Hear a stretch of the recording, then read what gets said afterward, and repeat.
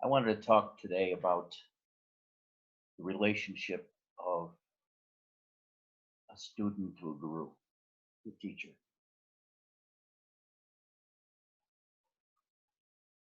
And I speak from a place of having been with many teachers and having fucked up my relationship with many gurus.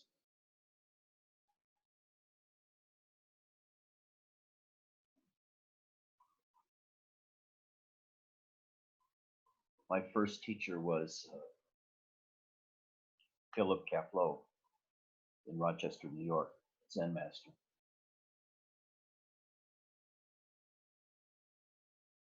I went to Rochester, got a room near the Zendo, and went several days a week to practice.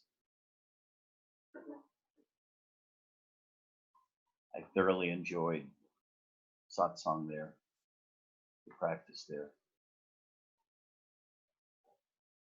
And I enjoyed sitting in meditation in the sort of countryside around Zendo.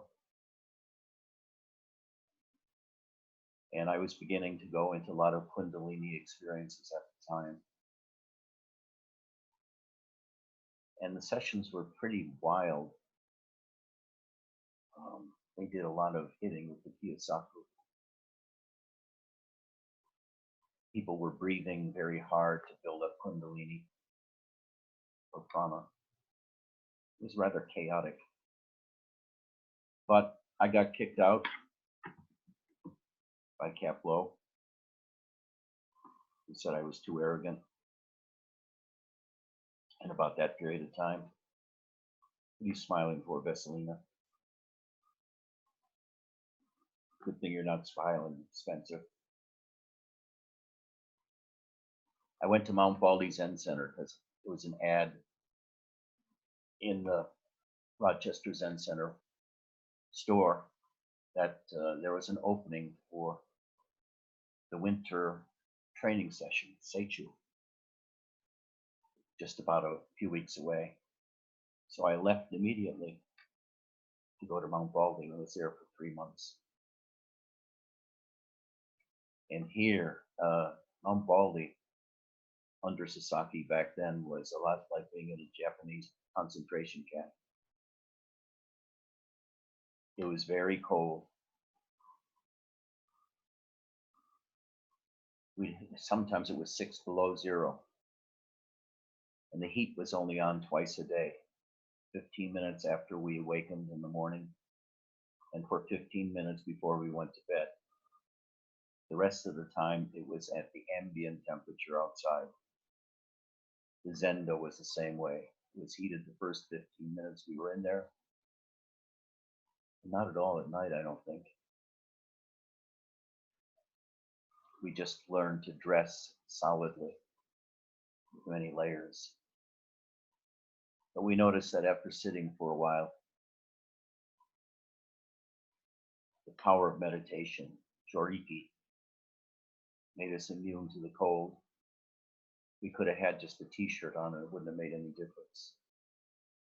People walked in the snow with no shoes on. They didn't bother to put them on.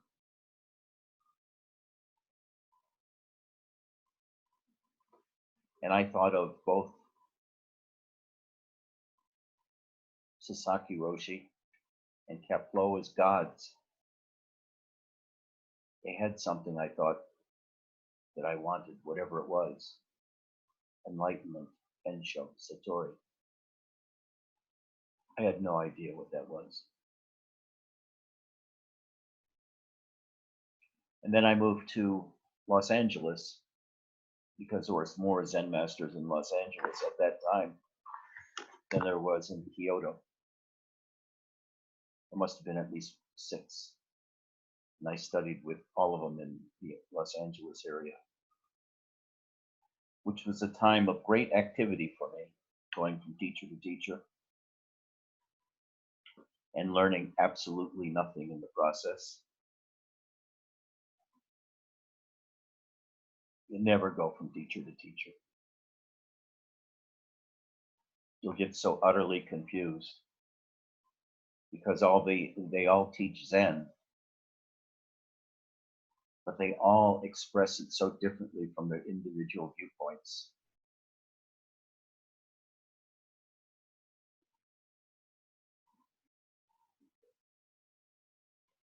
And I gave up Zen because it had no emotion. Sasaki Roshi told me there's no love in Zen, and I was dearly missing it after being in Zen and around Zen monks.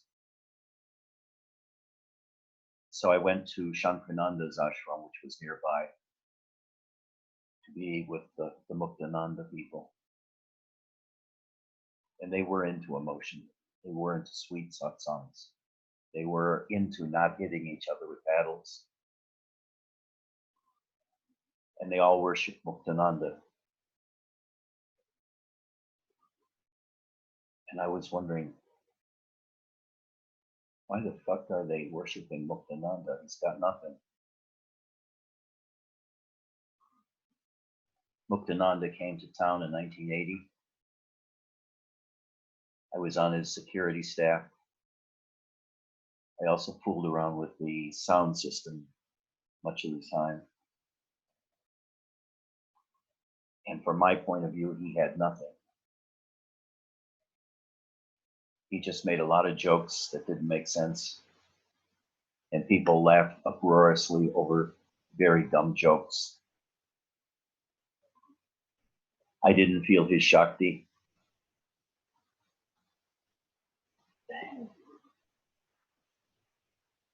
There was nothing there for me except the energy in the ashram itself. 1,000 people a night, all adoring Muktananda and practicing Siddha Yoga.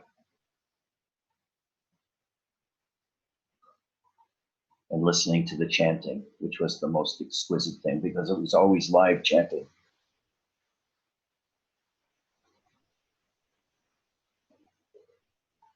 Then I fell out again, having into about 1983. I was done with all the yogas, the Siddha yogas, the Zen masters, etc., and I stopped practicing. And I met Robert in 1989, and I knew right away he was my teacher. After being through eight or nine teachers, learning nothing, I knew I had to stick with him or I'd go nowhere. I hadn't gotten anywhere in 20 years of practice. So I had to buckle down and stick to one teacher. But let me tell you something else as a diversion. No matter how great a Zen master, a teacher, or a guru is, male or female, in the end, they're still just a man and just a woman. Most of the time, we project what we think we want into the teacher. We want enlightenment. We want wisdom. We want spiritual states. We want oneness. We want Shakti. We all want something and think that the guru can give it to us, or at least show us how to get there. This is a projection. He's got it, I don't. So you can follow a teacher around like a little dog, a little puppy, waiting to be blessed with what you were working for. On the other hand, I had no idea what I was looking for. Didn't have a clue.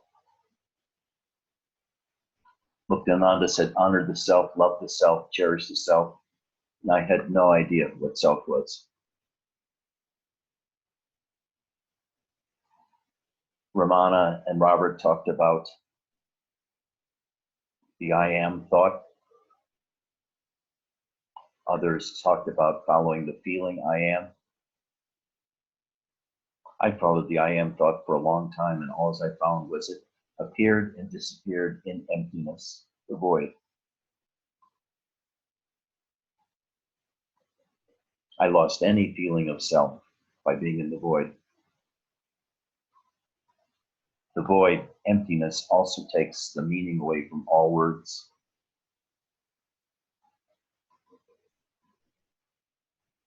When you're in emptiness, words mean nothing. They have no power over you. It's just noises people make. Noises that conventional people make, like pass the sugar,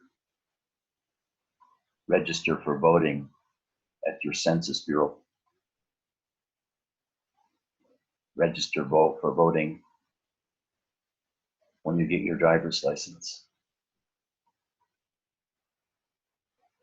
carry water, chop wood, practical things.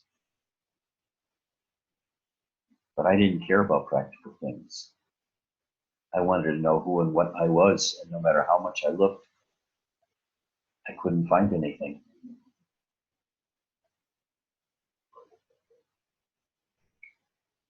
But with Robert, once again, I felt something in him.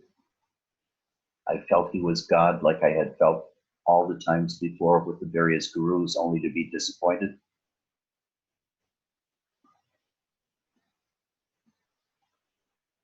But I stuck to him because I hadn't made any progress in my own eyes over 20 years, maybe more than 20 years, practicing with several different teachers.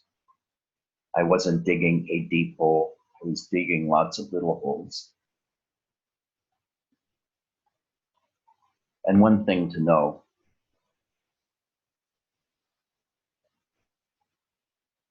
when you know a teacher by being very close to him, living with him or her, you see how ordinary they are.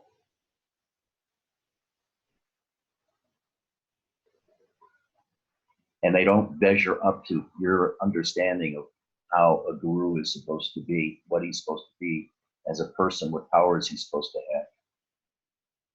I remember Carl and myself were with Sun Sanim in maybe 1974. And he was drawing scrolls, I forget what they call it, calligraphy. And he draw them over and over and over again. And Carl and I just looked at each other and we thought that everything a Zen master did was perfect.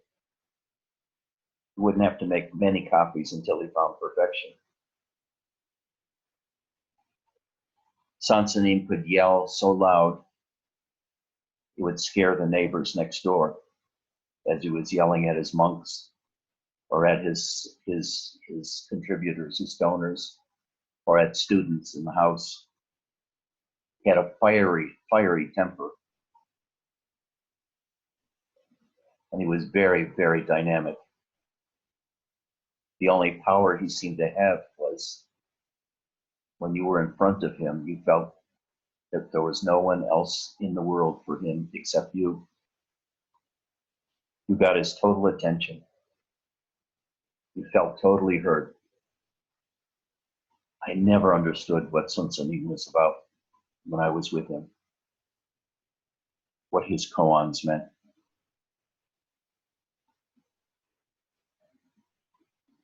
But all gurus, when you get to know them, are ordinary people. Just an ordinary man. Just as a carpenter is an ordinary man.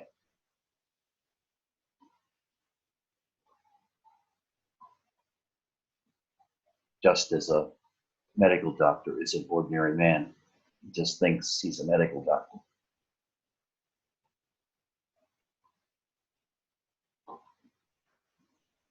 After the projections are worn down by constant contact with the guru, you get to see their human side instead of your projections. You lose your fear of the teacher.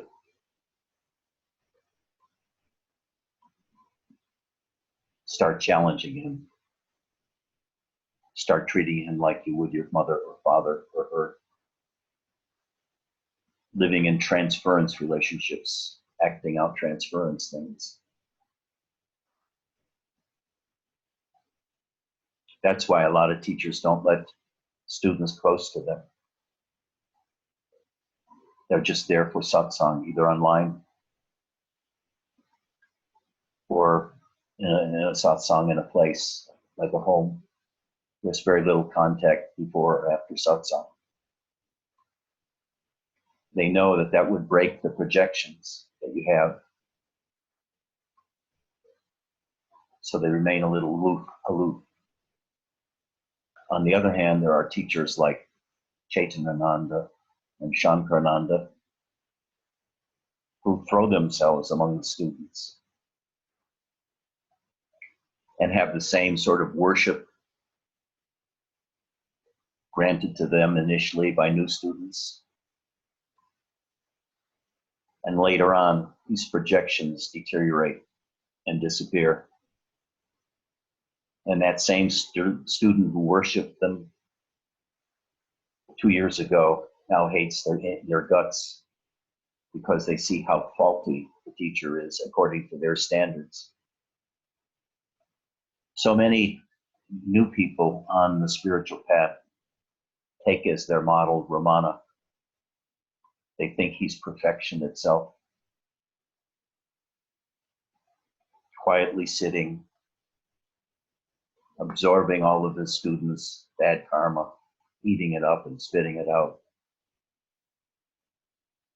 When in fact, he's probably not even aware of any of them as he reads the newspaper. But so many myths have been built around Ramana about his perfection, about his being disinterested in the world. And everybody says, what would Ramana have done? He becomes the idol of so many people. But the teachers I knew, the Zen teachers I knew, were anything but Ramanas.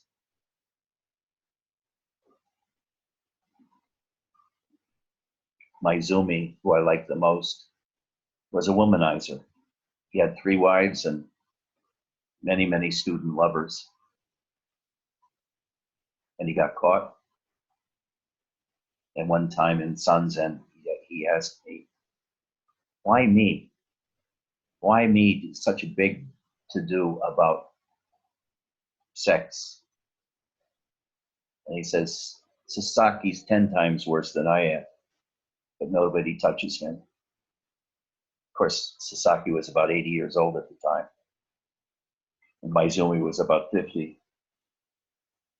So I guess Sasaki could get away with it because he was more of an imp. Then there was Kozan. Kozan was an ordinary man.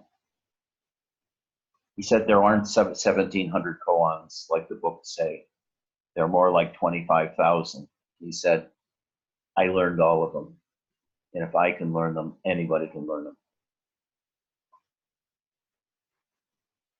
And he was a very ordinary man. He had a 23-year-old female assistant who was very pretty. They seemed to sleep in the same room. And he used to joke, I bet you all wonder about our relationship, don't you? Ha, ha, ha, ha, ha, he would say. And then after I had been with him for about 1.5 years, because no money was coming in, not enough students were coming to see him and paying monthly amounts to him. He was getting anxious and he started having anxiety attacks, stomach trouble, and his blood pressure was going up. And I said, that's just anxiety under stress. And he said, yeah, I know it, but I can get treatment in Japan and I can't get it here. There's no Medicare here for him. So the stress of living in America with impoverishment made him go back because he was developing physiological symptoms. He was an ordinary man. Then Robert, 69 years old. 10 years before, he found out he had Parkinson's. And after having left his wife and 2 children for many years to travel around, go back to India, etc. He came home so he could be taken care of by his family. And he decided at that time he had to become a teacher because that's the only way he could bring any income into the house. Nicole was a seamstress and made clothes, sold them at flea markets and things like that, or stores sometimes. But the big income was coming in from satsang, and that wasn't very much. That was $1,000 a month back then. Probably about 1,500, 2,000 in today's dollars. But I used to go to the bank with him and watch him make the deposit and see what the amount was and show it to me. Just so that I know he was telling the truth. But Robert lied all the time. He told me he didn't have a social security number, and therefore he couldn't collect social security. And but he said he did it because he didn't trust the government. But when I took him to a dentist one time to get his teeth worked on, the questionnaire said social security number, and he gave me a social security number to put in there. So he did have a social security number.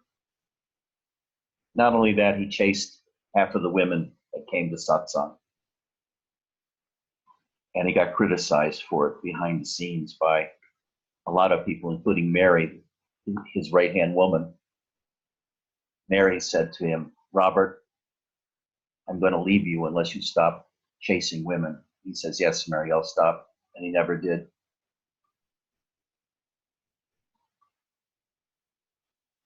At one time in one of our satsangs, a woman in the back of the room during the question and answer session shouted out, "Robert, why did you stick your tongue down my mouth, down my throat?" Everybody was stunned. It was absolute silence.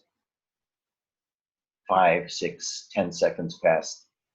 And then she asked again, "Robert, why did you stick your tongue down my throat?" And Robert sort of wavered. And then Henry asked, "Yeah, Robert, why did you stick your tongue down her mouth, down her throat?" And Robert said, "I thought she needed it." And then a little later he said, "I'll have to be more careful next time." I thought those were the dumbest answers that one could ever give in response to those questions. But I understand what he meant by, "I thought she needed it," is if somebody who you invest a lot of energy and projections into shows you a lot of respect and love, it makes them feel good. And if you want to kiss them too, maybe they think, "That's even better. He loves me." And that boosts the ego even more, strengthening it. I don't know what Robert was after. Maybe he wanted to get laid. Maybe he just wanted to make her feel good. Most likely he wanted both. Just an ordinary man. He had a passionate love affair with a woman named Samantha. Samantha was an exotic dancer. And she would go up to Robert and wrap her arms around his leg during satsang and stay there, wrapped around his leg during satsang, and Robert wouldn't move. Then one satsang, after satsang was over, instead of just staying around for food, like we usually did, or prasad, Robert got up sort of angrily, walked very quickly across the room, and threw something at her. It was one of those things that hold pills, those clear plastic things. I don't know what was in it. And I had never seen him react angrily towards anybody, especially Samantha. since just weeks before I'd been with him when he gave her flowers and candy. And about every week, his wife would call me and say, tell me about the people at satsang. What about Samantha? What's she like? What about this? What's he like? And being the faithful follower of my guru, I'd cover for him. Just an ordinary man. Sasaki Roshi. There are always rumors when I was at Lampampoli about how he would hug women and have them sit in his lap and other things. Then finally, at age 101, the scandals began to come out about how he had abused women, his women students, over a span of 50 years. But they waited to the last 5 years of his life to bring any of this stuff out publicly.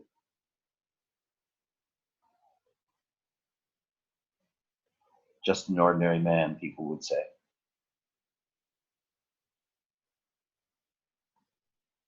And then Chidvilasananda, Muktananda planned to make Nityananda her brother as the sole heir of Siddha Yoga crown of being the guru. And she bitched and moaned so much that he made her a co-designated guru along with her brother. And after Nityananda died and they both took over leadership of Siddha Yoga, she kidnapped him in the ashram in India, along with Chankananda. And they intimidated him, kept him captive and tied up until he signed a paper renouncing any of his ownership of the Siddha Yoga property. So Chidvilasananda, through kidnapping and intimidation, got all of Siddha Yoga for herself. Just an ordinary woman.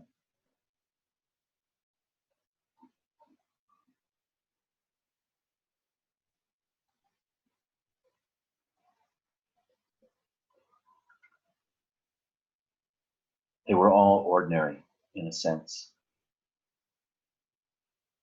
because I was looking for something extraordinary. I was looking for magic powers.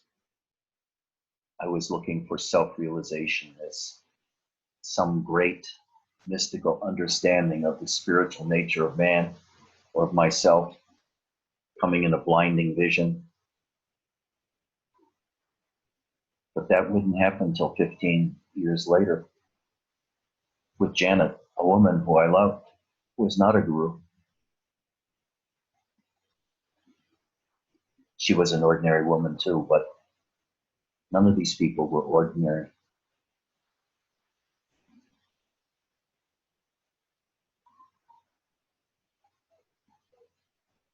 Maizumi Roshi was an alcoholic. Like I said, he had three wives and several lovers among the students. And the scandal broke out. And while he complained about Sasaki being worse than he was, every day that he had satsang, he would apologize for his behavior, saying he had disgraced Zen. He had disgraced himself and the Sangha and Zen as a whole.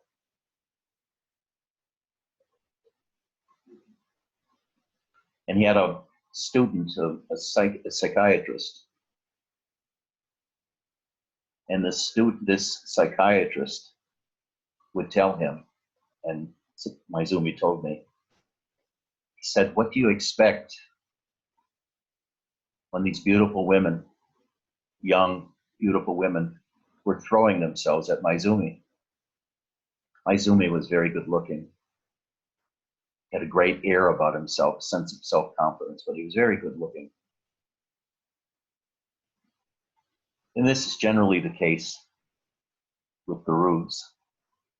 The female students fall in love with the teacher, as well they should, because that's part of the process. The male students fall in love with the female students or female teachers. That's part of the process. When you're studying with a guru, there are many, many, many things going on. It's not simple what happens in that relationship. First of all, there's the official teachings, like Robert. Your body doesn't exist, you don't exist, the world is a mirage. It's not real. There is no free will. It's all predetermined.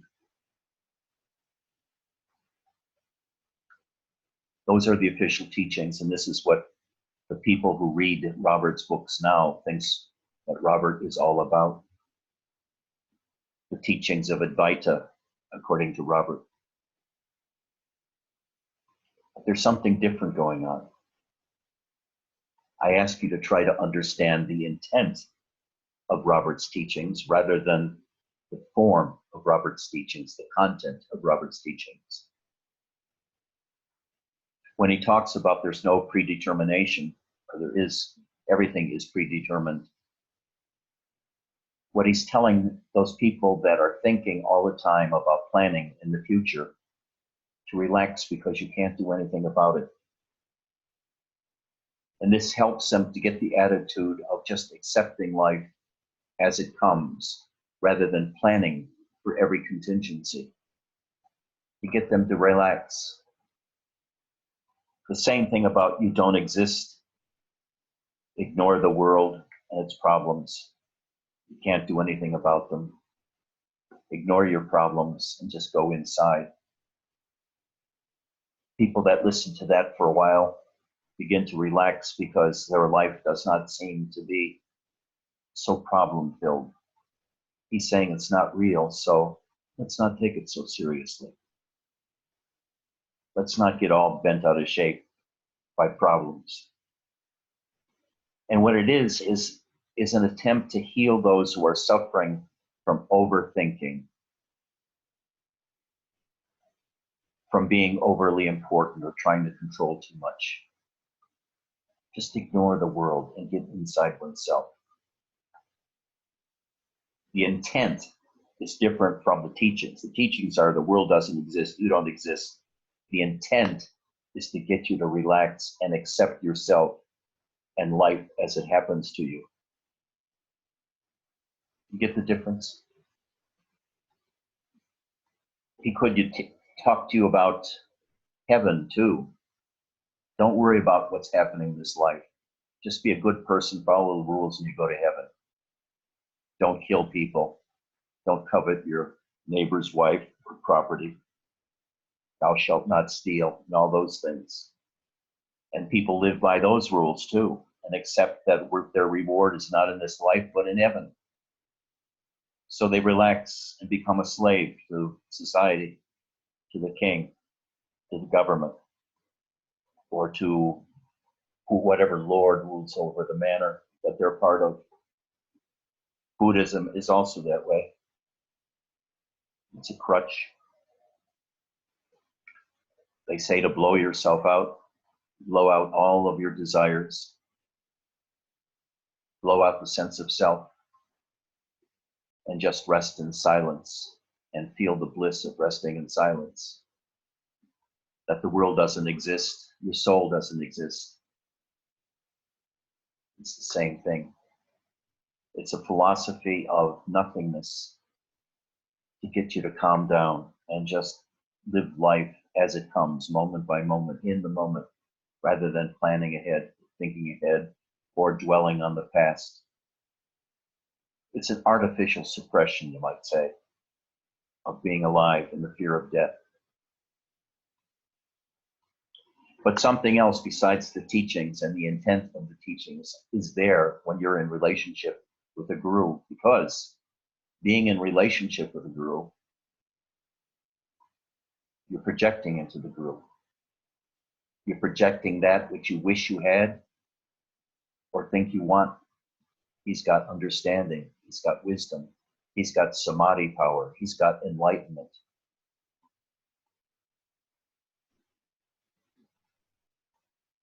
So it really makes you nervous being around the guru, because you don't want to piss him off, because you may not get it, what you want. You may feel nervous around him. What is he going to say? What does he see in me? Does he see how faulty I am, how broken I am? Is he judging me in his quietness? So there are all kinds of projections going on.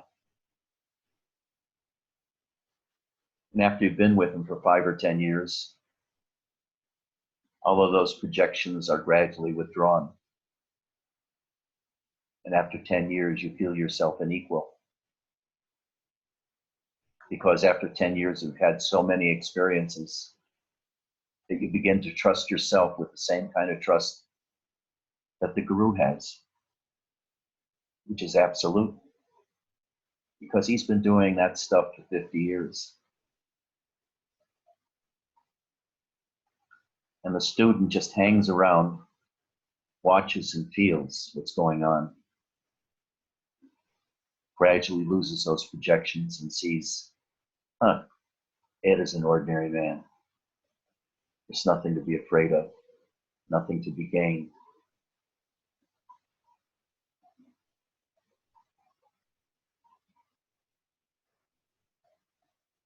But I guess I'm not an ordinary man.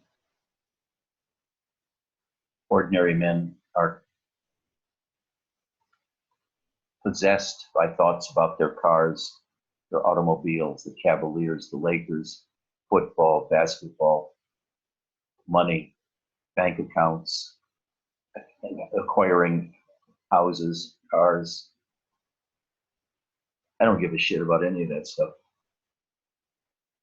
For the life of me, I could live out on the golf course behind this house, as happy as a lark. Freezing my ass off, though, unless I made some provisions for clothes. But it would be freedom. Freedom from all my possessions, all my responsibilities to take care of those possessions, all my responsibilities to my students to take care of them spiritually, towards my kiddies to take care of their health and get them fed and keep them happy by petting them a lot, stroking them under the chin.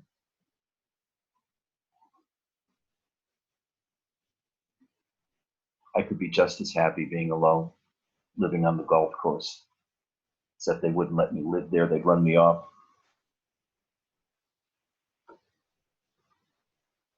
The golf fairway police are so self-righteous. They're volunteers who suddenly rise to the rank of being guardians of the golf course. Maizumi wasn't an ordinary man, and yet he died by getting so drunk while he's in the sunk in a whirlpool that he drowned. He got so drunk that he drowned in his bath. In that sense, he was an ordinary man. But he was also a man who could reach deep down in himself and ask for forgiveness and feel total shame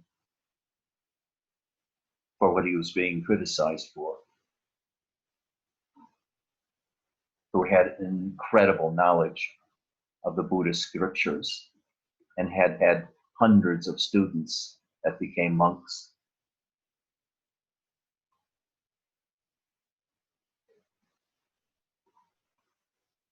But one thing that most of the teachers that I knew lacked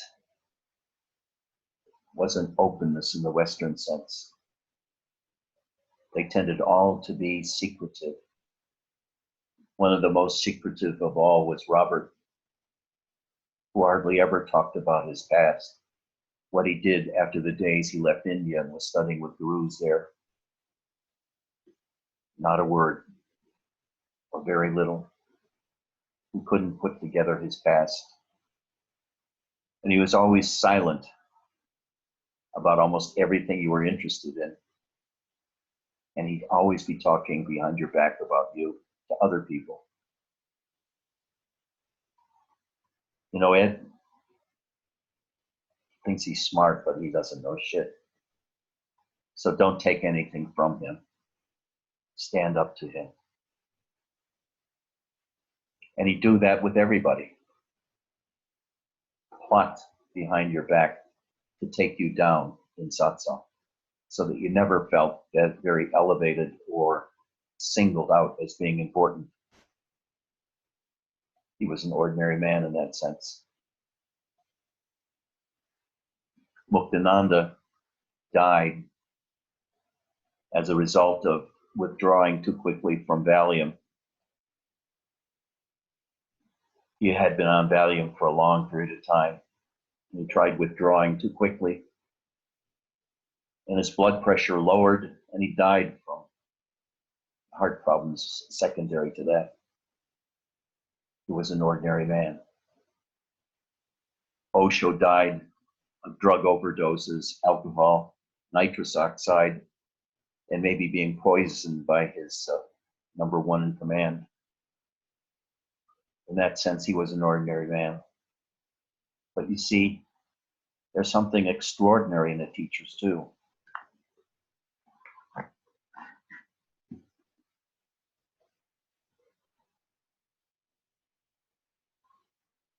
It's the guru gift.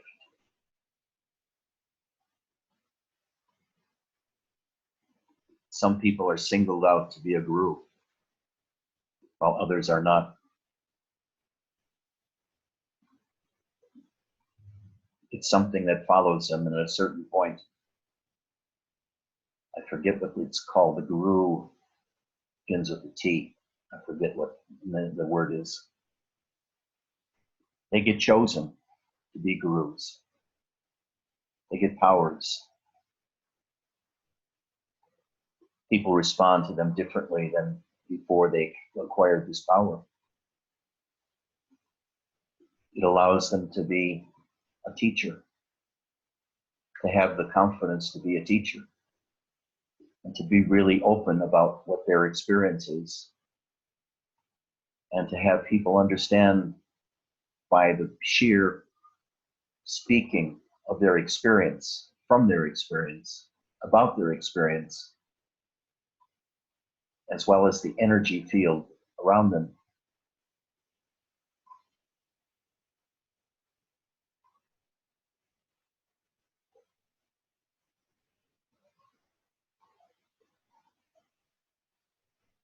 Now, I never felt that coming from Muktananda, any energy or anything special, but his satsangs was the ashrams themselves had this enormous power among them. You just were thrilled to be in that power. It felt so wonderful to have the power of almost shaking, violent, and not wanting to move at the same time because there was so much ecstasy.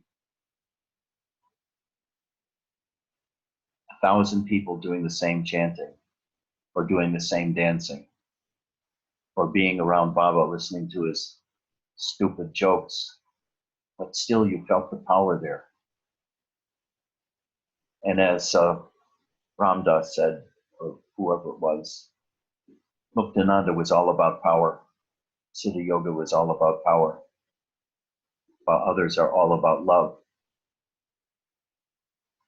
Muktananda was about power.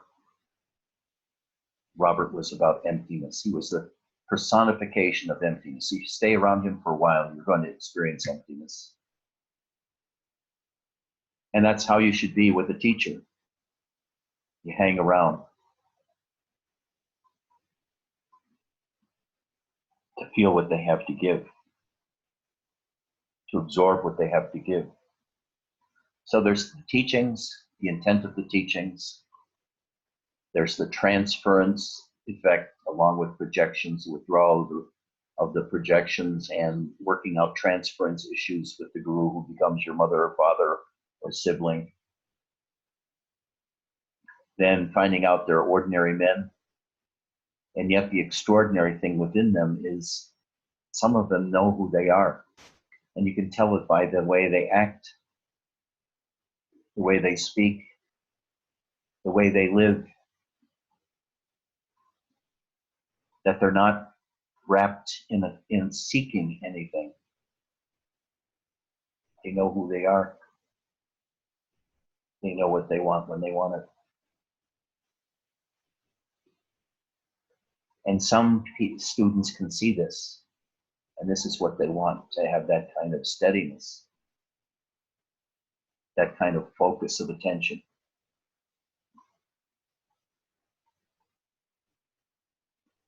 That kind of self-confidence.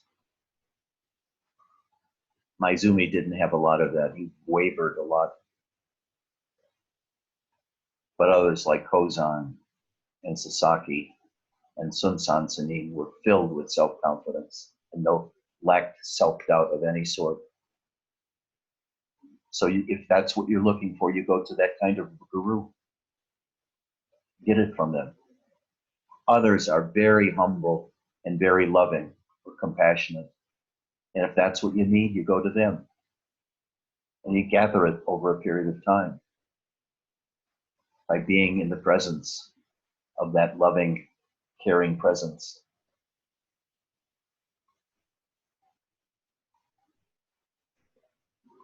Other teachers are weird combinations like Dafri John of frank sexuality, firing sexuality, treating the members ruthlessly in order to root out their egos, and at the same time have his ego get bigger and bigger and bigger and going nuttier and nuttier. But some say he was the most brilliant writer, spiritual writer, and teacher of our time, but still an ordinary man, and perhaps a sick ordinary man.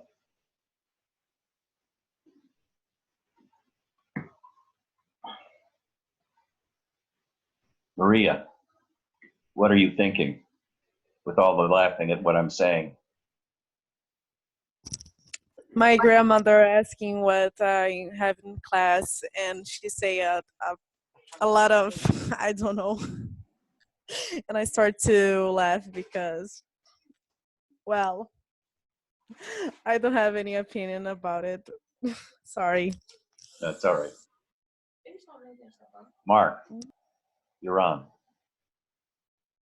Hi, Ed. So, first of all, the word ending with T, I believe, is arhat. You said there's those that are chosen. Oh, it's not arhat. Okay, it's a different word. Okay.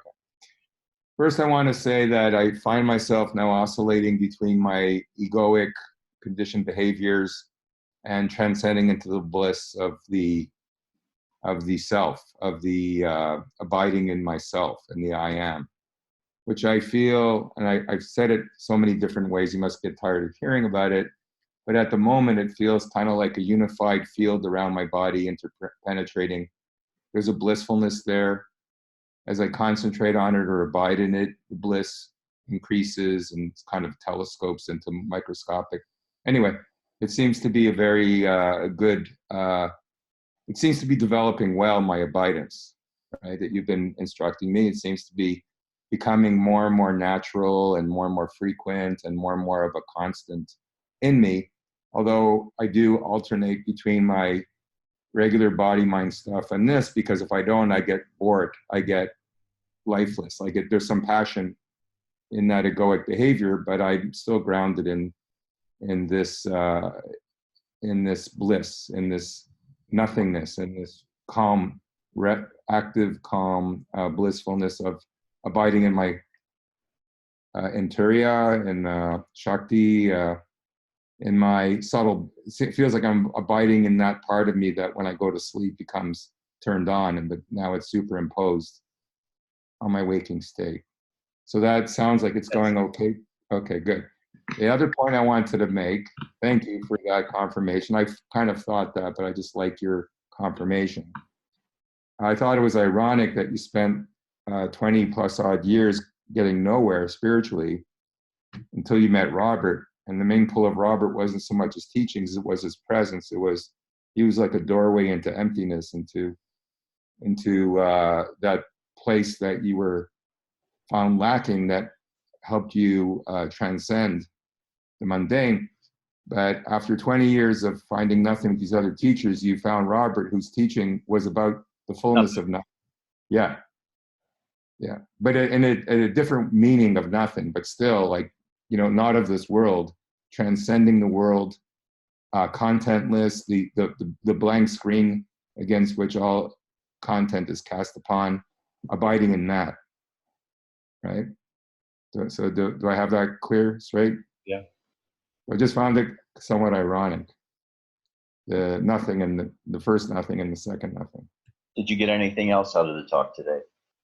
Yeah, I get some energy out of you know, being with the group with you. I feel like my my field is more lit up than usual than it was beforehand. So just, you seem to be transmitting something else beyond the words that is useful, that is helpful to me. So thank you again. You're welcome. You're welcome. Any other comments, questions? Yeah, it's Michael. Michael T. Can you hear me? Where? I can't see. Michael? Oh, there you are. There you are. Yeah. Okay. Yeah, this question is more earthly and more mundane, but I've heard and read, and by no means am I an expert or about this, and I don't even know experts the word, but these gurus and teachers that engage in you know, the ordinary or human activities, and you hear all this sexual stuff. Isn't there some kind of golden rule responsibility in regards to, say, for example, if a couple comes into a situation and let's say the lady's very nice looking and the teacher's high enough to be significantly spiritual and breaks the couple up. And I'm just saying this out of sake of argument. And there's a rationalization saying that, okay, it's meant to be, or they need to see this or whatever, but isn't it a zero-sum game in the respect that someone loses out, like the other party, in regards to a relationship breakdown? I'm just kind of confused about that. What's the question then that you would ask? If a teacher, a guru of this X, Y, and Z group breaks up a couple because and one part of the couple suffers, isn't there some sort of a golden rule break, or is it just okay?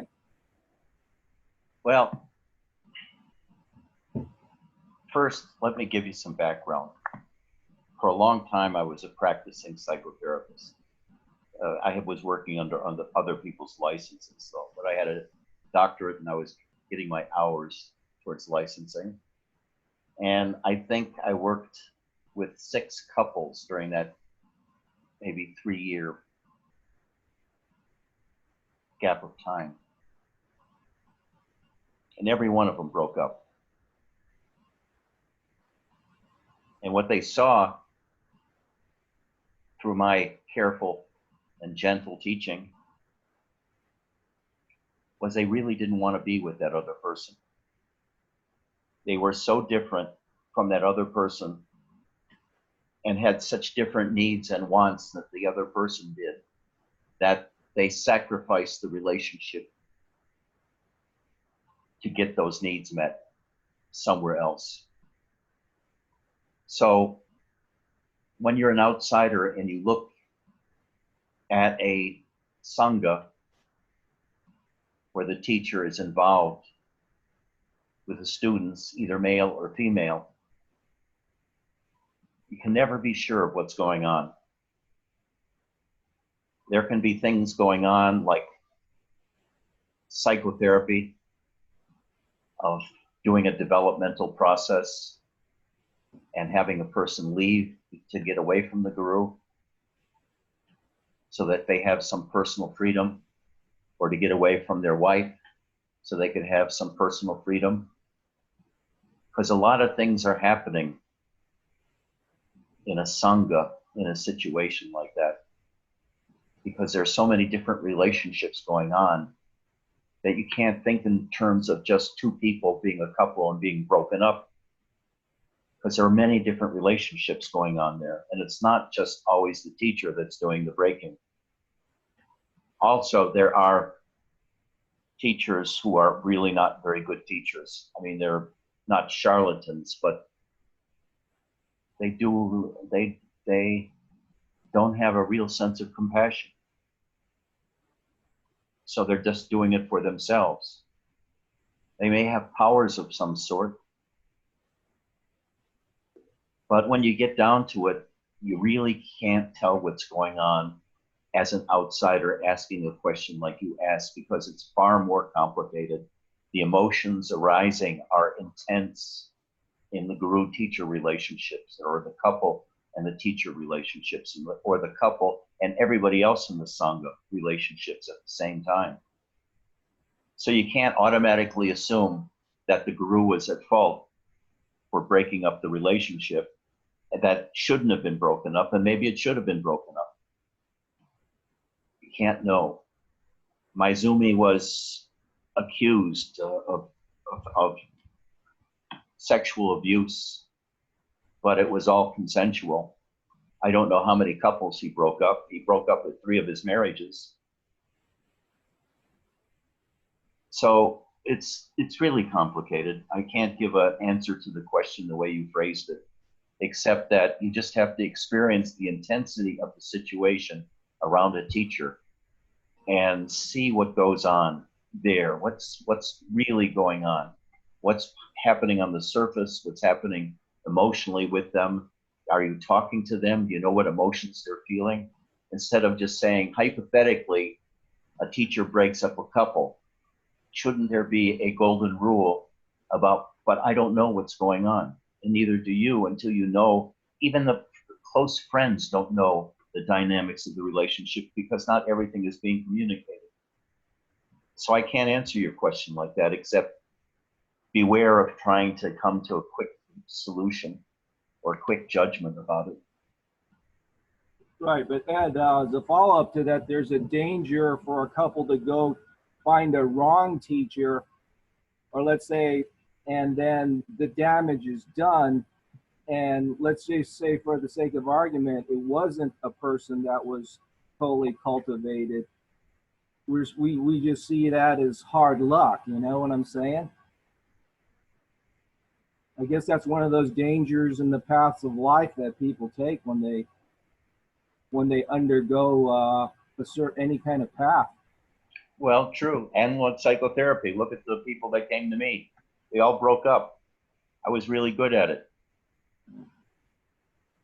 To their betterment, really, because I knew that they were so different and they were trying to force each other into what they wanted. And it was never going to happen.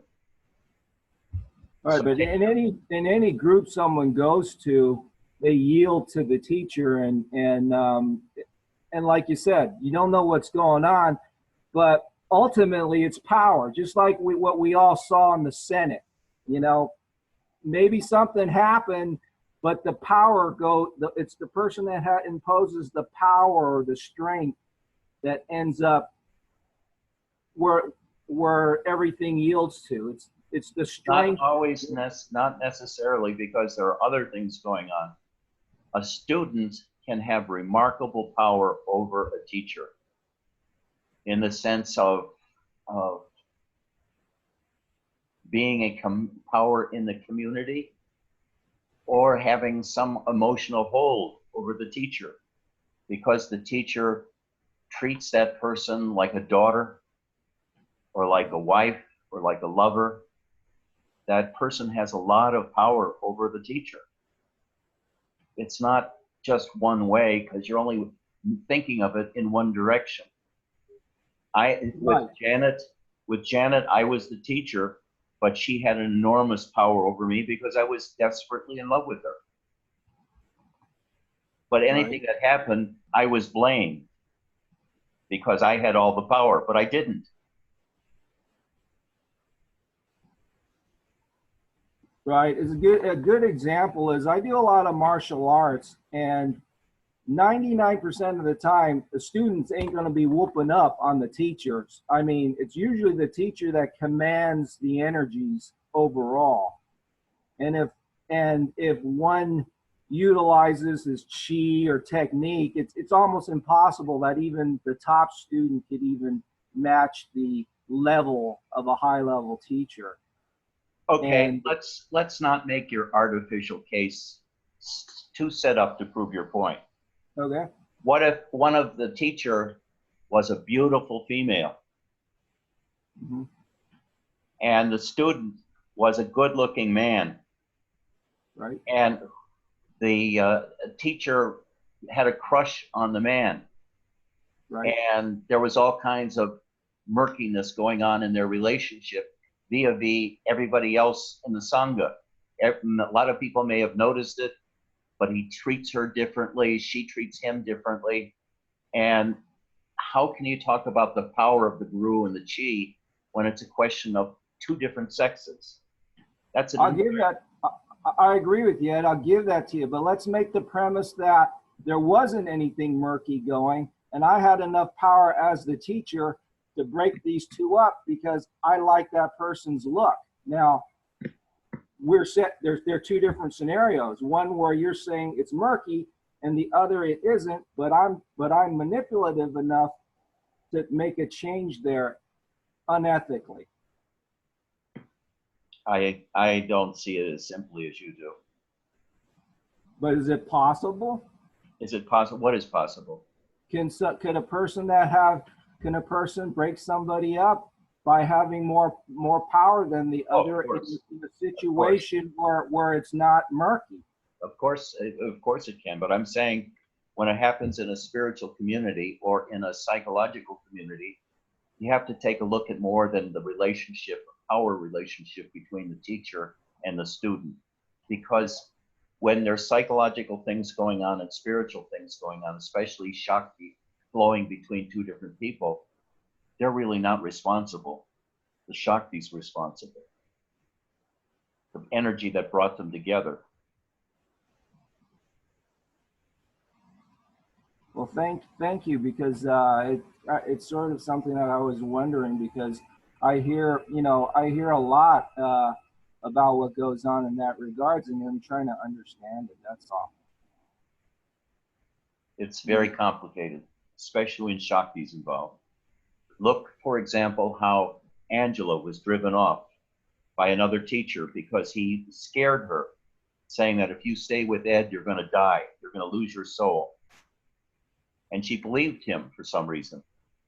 Right. That's a perfect example. It's just not breaking up. Well, it's breaking up a relationship in another way using manipulating energy. So what do you have to say about that? I'm wondering what you're trying to get at. I'm saying that I think it's inappropriate. Listen, I'll be frank with you.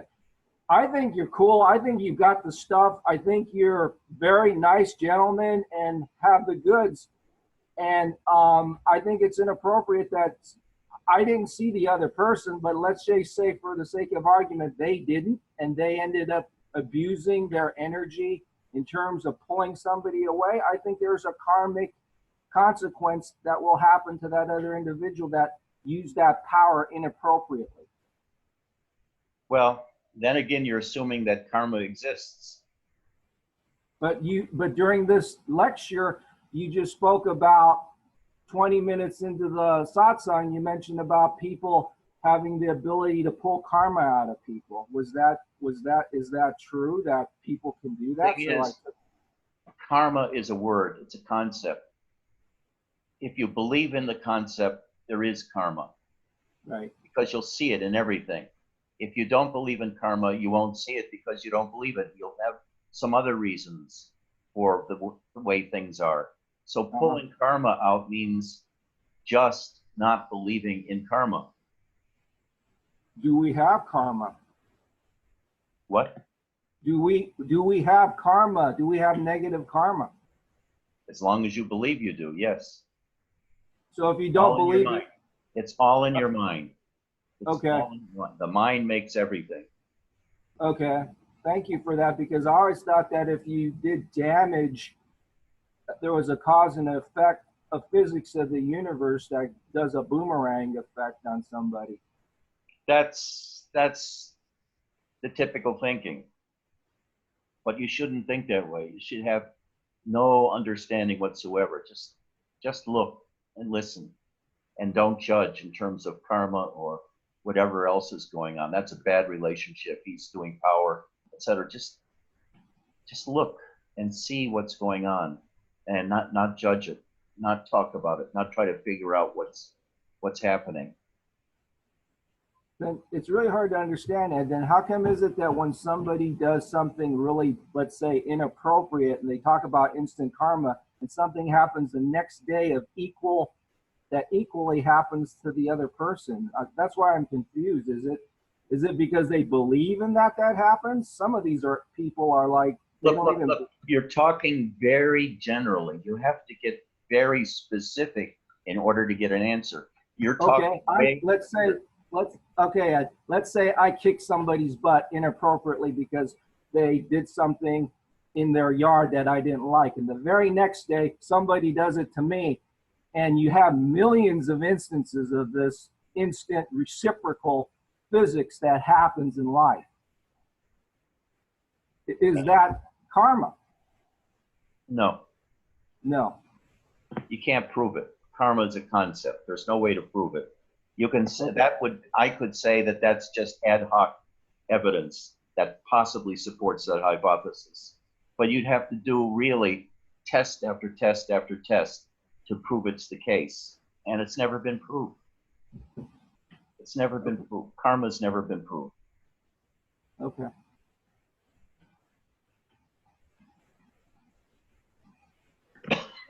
Anybody else? Yes, Ken. Ed, why did you leave the other teachers? I'd like to know, you told us you left several teachers. Like, Yeah. What made you leave them? Is it because your projection was not what you believed in, or were there other reasons for it? And how did you feel after leaving them?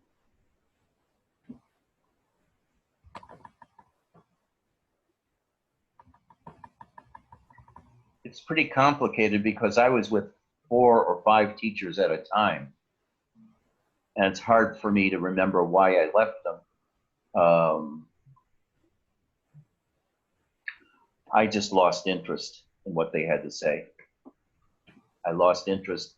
I lost the feeling that they had something that they could tell me that would revolutionize my life, because I had been listening to them for 4 or 5 years with no change. And I had been practicing a lot of meditation, a lot of koan work, and I didn't feel I made any progress. And there was no love in Zen, except for the teachers with a lot of the female students. So I left to go to Muktananda, where the emphasis was on love. Then I left Muktananda. When he died, he left me and gave his organization over to Chidvilasananda and Nityananda, and Chid stole it from Nityananda, and I was on the wrong side. I was on the Nityananda side, so I got axed from Siddha Yoga in 1983 because I backed the wrong player. I thought she was a bitch.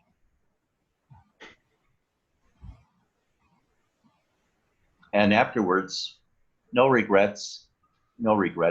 I regret leaving Robert. I left him behind because he moved to Sedona, and I was supposed to move, but I didn't go through it. I didn't carry it through. It was just too much to do. It was just too much effort. And every time I followed him up to Sedona to see him, I got deathly ill.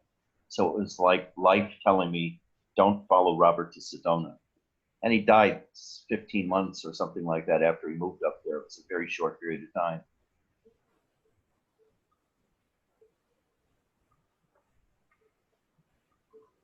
Anybody else? Yes, Maria. P, I don't know who is P, do a question and I'm gonna read. Hi Ed, is there any truth to being able to manifest things one needs? Sorry. Somebody can read, it's too difficult to me. I'm nervous.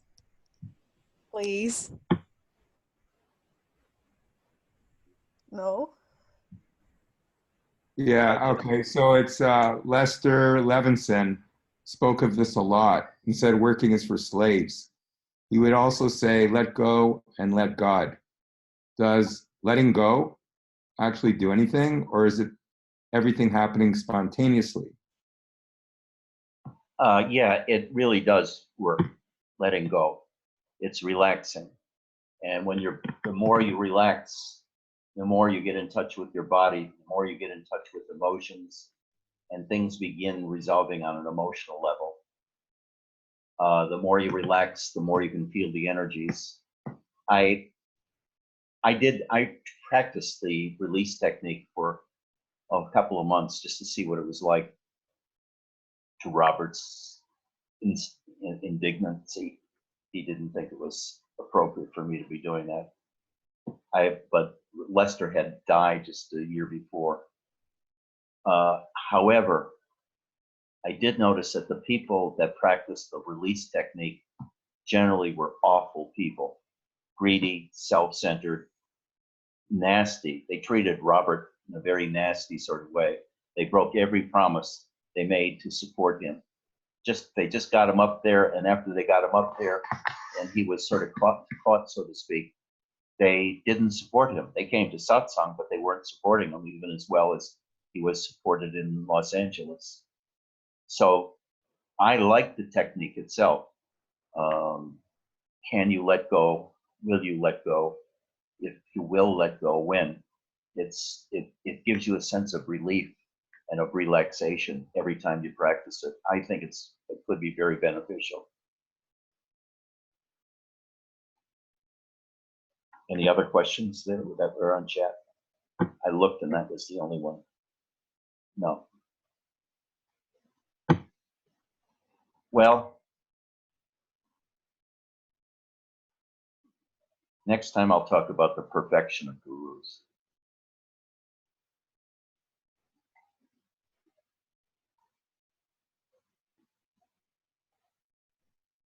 Can I do a question? Sure. You say about people see how extraordinary, how amazing the girl are. This is why they looking for this. They're looking for this for herself.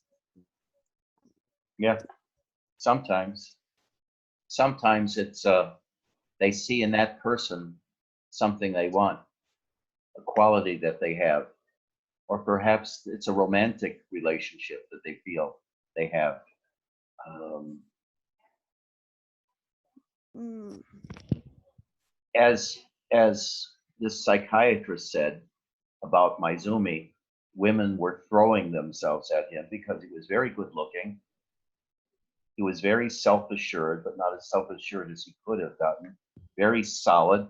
He was the head of a large organization of maybe 500 people that came there. He had ordained several monks, and he was very intelligent. So women flocked to him. And he, as he said, I had relationships with them because I could. There was nothing deeply spiritual in his relationship with women. He said he had sex with them because he could. That makes sense. But when talk about deep relationship about two persons or about I don't know, a group, I uh, when I hear about you when Michael say you have to be responsibility to your things that you say to the person. What? No, you don't understand? No. Do you have to be responsible to the students? Does a teacher have to be responsible for the students? In what way? It's not everybody have something to teach to us. To everybody. I think that if you're a student or a teacher, whatever what you are, you have something to to teach for somebody else, and everybody have to look to another person's like their own. But when is like a relationship like this, you have trust, and if you have trust, you have to be responsibility to the teacher and the teacher for the student. Exactly It's like right. That's exactly right. It's mutual. It goes both ways. I don't believe in the teacher is above the students. This is not Exactly so. this does not make sense for me. If, It's like I agree. You're equals. I don't see that thing about power. You're both human beings, and the teacher, if he's a good teacher, is humble enough to be at the level of the student and elevate the student to the place where the student can see through all of the traps that the teacher has liberated him or herself from. It's a helping relationship, a loving relationship. what happened with Angela. I think too much when I read the text and when that happened. It's like everybody want to win. It's like a competition, and I don't know for what, because now she is like she's sad and is she not good with herself, and the name of the guy. Remco. Sounds like a cigarette lighter, doesn't it? Yes. And they don't win nothing with this. When I think about the spiritual, and I don't know any religion, the people who teach is there for help people, for have to emotional enough to understand that sometimes students make mistakes, and I don't know, be Well, the in I'll tell talk you, more. Remco is a Dutch person. Okay. And the Dutch, as Angela characterized it and other people, are the kind of people that are juggling balls in the air and always trying to keep them up in the air. So the life is one of constant judging, constant planning, constant measuring, all that kind of stuff, a lot of mental stuff. And she has a lot of it. Now, Remco teaches things very differently than I do. He doesn't talk about love and elevating oneself to God or using love to find God. He talks about the average person has 40,000 entities attached to them, and you have to learn how to break them. And his kind of teacher breaks the bonds of entities over the human being so that they can be free to become the best that they can be as a human being. My trip is about transcending humanness. But the best you can be like a human is love everyone. What? Like the best that you can give to someone is love. I It's agree. like love for yourself. So in the end, is the same thing for in different ways. I don't know. No, not Remco isn't interested in that.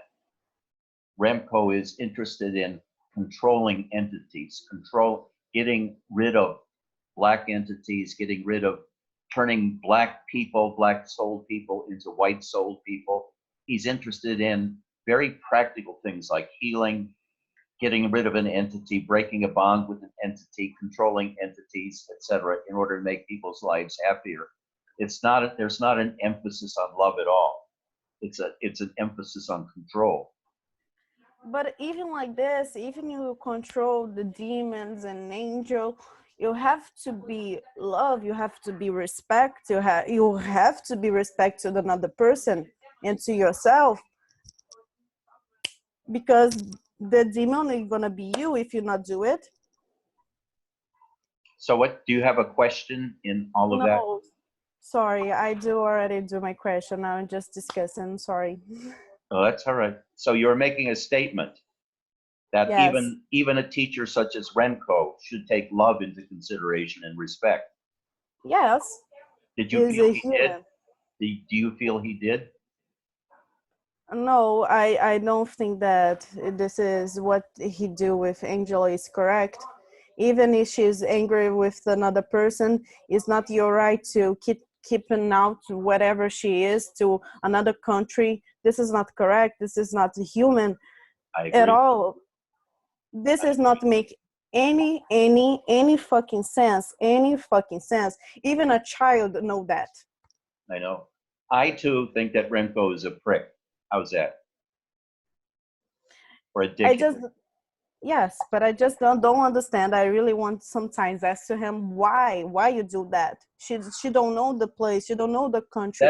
To me, that was so ridiculous that because within 5 minutes she can't choose in the middle of a retreat to break off a relationship with our Sangha and with me, because she didn't make a decision. He kicked her out on the street in a strange small town where nobody would speak to her in English because they were French and they're all assholes. Pardon any French people here, but that's the reputation they get. If you speak English to them, they will not respond to you in English. They'll say, I have no. Yes. She only had one banana that she left with. It happened early in the day, and that one banana was all she had to eat for breakfast, lunch, and dinner, she said. I'm about to eat breakfast, lunch, and dinner. One banana. This kind of actions on his part. And he said, well, she's 39 years old. She's old enough to take care of herself. But it's no. He is the teacher. This is the point. He is the teacher. He have the responsibility. Exactly. He takes her to the France, to the small city when nobody's talking English and just kick out and oh. I agree. That's my sentiments. She was his responsibility. Exactly, and I don't. If she don't accept to break up with you or with him, he'd like adult, like a human who live in the fucking world, just say, okay, stay here, and then I'm gonna help you to send you to Orlando. But no, they do what he do. And I know. This is what make me angry about persons that deal with spiritual. Can you help? I'm nervous. This is what make me angry about people who deal with spirituality of persons, because this is a lot of responsibility, and you have to be careful because the people will trust you, because it's not a thing that you can touch, it's not a thing you can see. Is to, I don't know, you have to trust for you to believe and feel that. If you don't trust, you gonna be, I don't know, bad. And she trusts in him and he don't respect her like a person. I agree. I agree with you totally. Mohammed made a question or asked a question. What did he say?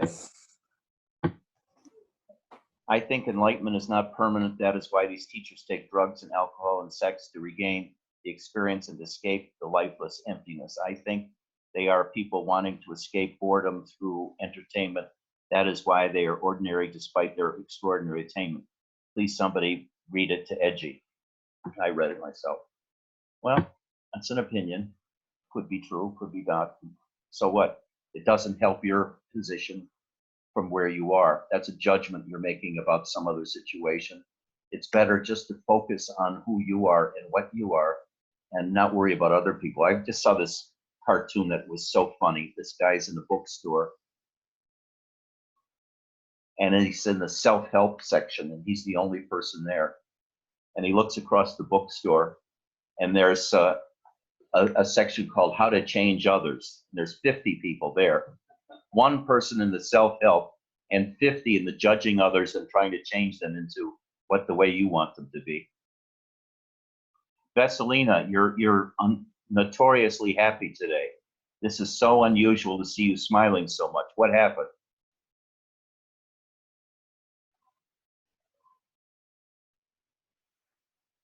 Well, I just decided to change myself for a while.